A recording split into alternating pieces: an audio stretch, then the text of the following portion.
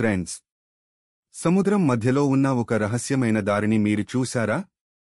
ఇది రామసేతు లేదా Adams bridge అని అంటారు. ఇది నిజంగా మన రామాయణ కాలంలో నిర్మించబడిందా లేక సహజసిద్ధమా అనేది ఇప్పుడు చూద్దాం.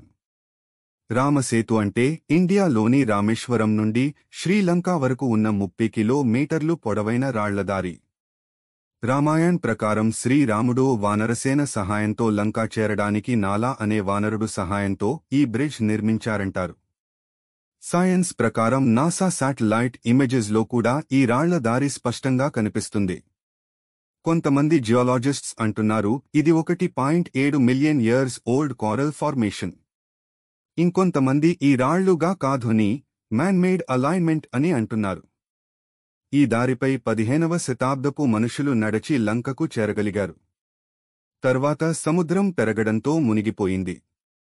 మరి నిజమేమిటి? రామసేతు నిజంగా రాముడు నిర్మించిన దారేనా లేక నేచర్ సృష్టించిన రహస్యమా? మీరు ఏమనుకుంటున్నారో కామెంట్ చేయండి. మరిన్ని మిస్టరీస్ కోసం మన ఛానల్ని సబ్స్క్రైబ్ చేయండి.